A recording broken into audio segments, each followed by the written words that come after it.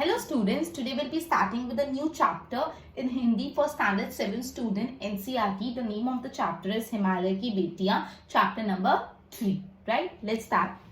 Okay, तो chapter number 3 Himalaya की बेटियां. अभी तक मैंने उन्हें दूर से ही देखा था. अब ये जो ऑथर है वो बात करें, अभी तक मैंने उन्हें दूर से ही देखा था. उन्हें मतलब जो हिमालय की बेटियां किसको बोला है? जो नदियां हैं उनके बारे में बात की है.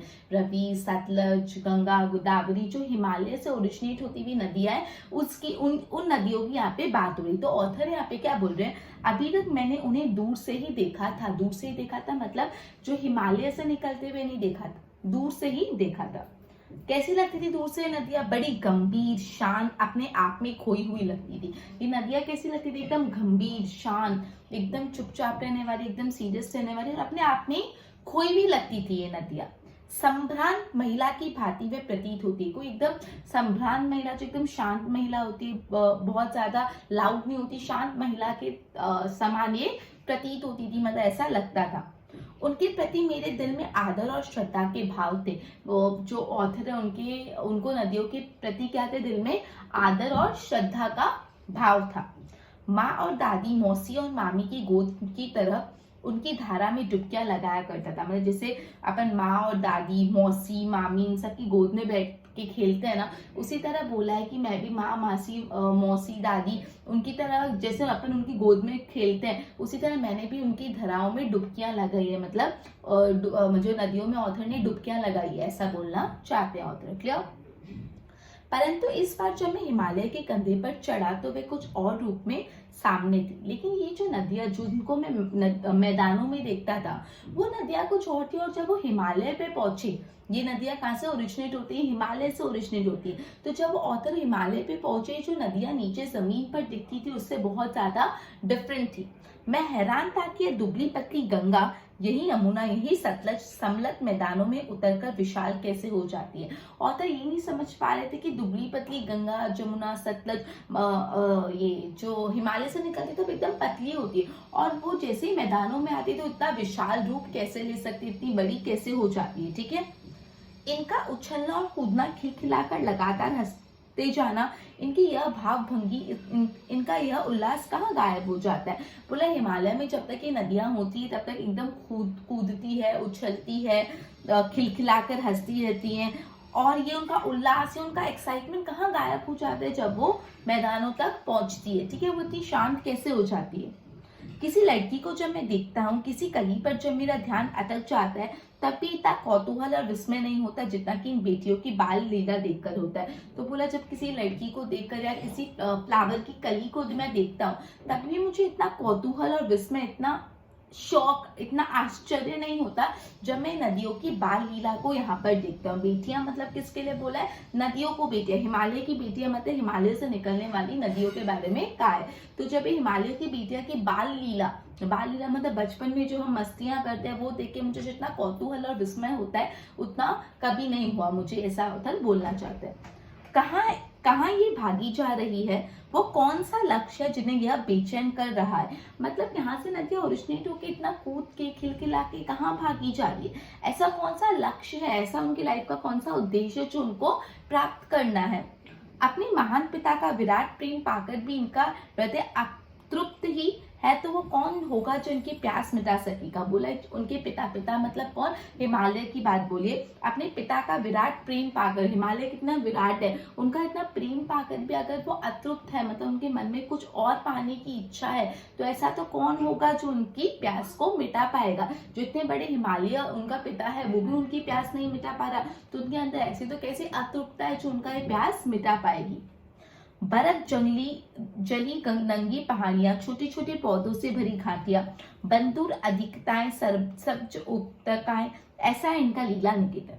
खेलते खेलते जब ये जरा दूर निकल जाती है तो देवदार, चिड़, सरो, चिनार, सफेद केल के जंगलों में पहुंचकर शायद इन्हें बीती बातें याद करने का मौका मिल जाता होगा.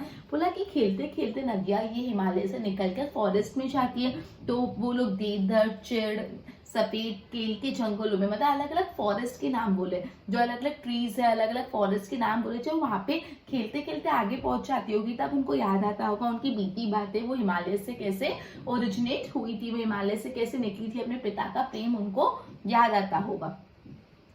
कौन जाने बुढ़ा हिमालय अपनी इन नटखट बेटियों के लिए कितना सिर खूंदता होगा। मतलब कौन जाने कि बूढ़ा हिमालय, मतलब बूढ़ा हिमालय क्यों डिनोट किया, बिकॉज हिमालय इतने सालों से है, वो अपनी बेटियों के लिए क्या क्या करता है। ठीक है, बड़ी बड़ी चोटियों से जाकर पूछे तो उत्तर में विराट मौन के सिवाय उनके पास और रखा ही क्या है।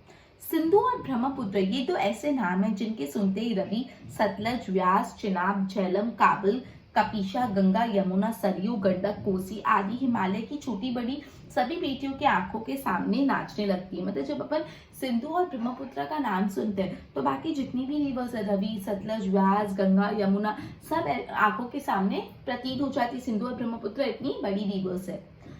वास्तव में सिंधु और ब्रह्मपुत्र स्वयं कुछ नहीं। ऑथर बोल रहे कि असली में सिंधु और ब्रह्मपुत्र खुद तो स्वयं कुछ नहीं है। सिंधु और ब्रह्मपुत्र हिमालय जो होता है, हिमालय जब पिघलता है, जब हिमालय बर्फ का हिमालय जब धीरे धीरे पिघलता है, जब बर्फ पिघलती है तो सिंधु और ब्रह्मपुत्र बनते हैं।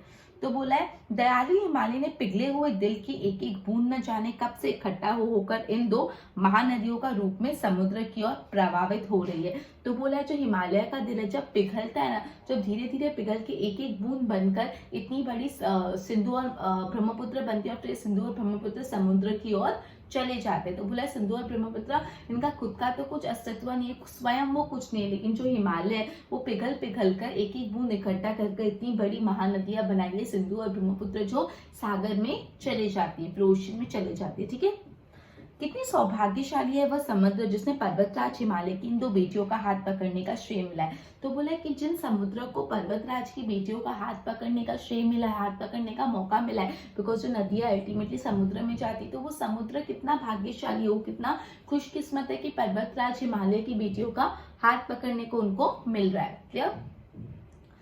जिन्होंने मैदानों में ही नदियों को देखा होगा उनके ख्याल में शायद ही यह बात आ सके कि बूढ़े हिमालय की गोद में बच्चियां बनकर ये कैसे खेला करती थी। तो बोला जिन लोगों ने ये नदियों को हिमालय में नहीं देखा, जिन लोगों ने नदियों को सिर्फ और सिर्फ मैदानों में देखा है, वो ये सोच भी नहीं सकते कि ये नदियां जब अपने बूढ़े पिता के यहाँ पे होती, हिमालय में होती, तो कैसी नाचती कूदती, उनका स्वरूप कैसा कितना अलग होता है।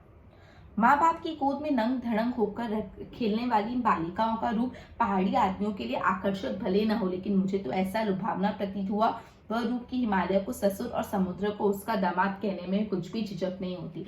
तो बोला जो लोग ऑलरेडी हिमालय में रहते हैं, जो लोग पहाड़ी आदमी होते हैं, उन लोगों को देखकर इतना आश्चर्य नहीं होता होगा इन नदियों को देख, लेकिन मुझे तो इन नदियों को देखकर ऐसा लगा कि हिमालय को ससुर का डिनोशन दे दिया, और जो समुद्र उनको दामाद का दे दिया कि हिमालय ससुर है, वो अपनी बेटियां मतलब अपनी नदियों को समुद्रों को दे देता है, समुद्र में प्रवाहित कर लेता है। तो यहाँ पे वो कैसा प्रतीत कर रहा है उनको, जैसे हिमालय ससुर और जो समुद्र है वो क्या है, दामाद ऐसा, और जो नदियां है वो उनकी बेटियां हैं ससुर की हिमालय की। कालिदास के विरह यज्ञ ने अपने मेघदूत से कहा था, वेत्रवती मतलब वेत्रवती नदी कौन सी, बेतवा नदी के बारे में बोला है कि प्रेम का प्रतिदिन देते जाना, तुम्हारी वह पेशी तुम्हें पाकर अवश्य प्रसन्न होगी। जब आज इन चंचल नदियों को देखकर मुझे आज अचानक याद आ गई, सोचा कि शायद इस महाकवि को भी नदियों का सचेतन रूपक पसंद आएगा। बोला कालिदास को भी जैसे मेरे को इनका ये रूप पसंद आया, वैसे ही उनको भी एक रूप पसंद आया होगा। दरअसल जो भी कोई नदियों को पहाड़ी घाटियों और समतलों आंगनों में मैदानों में जुदा जुदा शक्लों में देखेगा, वह इसी नतीजे पे पहुंचेगा। तो बोला है जो भी इंसान नदियों को पहाड़ों की घाटियों में देखेगा और फिर नीचे जमीन पे देखेगा, वो जो डिफरेंस जिसने ऑब्जर्व किया होगा वही ये बात को अच्छे से समझ पाएंगे। क्लियर? काका कालेकर ने नदियों को लोक माता कहा है। लोक माता, काका कालेकर जो थे उन्होंने नदियों को किसका डिनोशन दिया, लोक माता का डिनोशन दिया है। किंतु माता बनने से पहले यदि हम इन्हें बेटियों के रूप में देख ले तो क्या हर्ष है। लेकिन यहाँ पे पोएट ऑथर बोलते हैं कि हम लोक माता, नदियों को माता माने, उनसे पहले हमको उनको क्या मानना चाहिए, बेटियां मानना चाहिए। और थोड़ा आगे चले इनमें अगर हम प्रेयसी की भावना करें तो क्या कैसा रहेगा, हम इसमें प्रेयसी की भावना रखें तो कैसा रहेगा। ममता का एक और भी धागा है जिसे हम इसके साथ जोड़ सकते हैं। बहन का स्थान कितने कवियों ने नदी को दिया, बोला कि हम इसको बहनें भी मान सकते हैं नदियों को। कितने लोगों ने नदियों को बहन से कंपैरिजन किया। एक दिन मेरी भी ऐसी भावना हुई थी। थोलिद दैट इज तिब्बत की बात है, मन उचट गया था, तबीयत ढीली थी। मतलब जो ऑथर उनकी तबीयत बहुत ढीली थी, मन बेचैन हो रहा था। सतलज के किनारे जाकर बैठ गया। तो उन्होंने क्या सतलज नदी के किनारे वो जाके बैठ गए। दोपहर का समय था, पेट लटका दिया पानी में, मतलब दोपहर का टाइम था, उन्होंने पेट पानी में लटका दिया। थोड़ी ही देर में उसे प्रगतिशील जल से असर डाला। थोड़े टाइम में जो पानी का बहाव था उसका असर ऑथर पे होने लगा।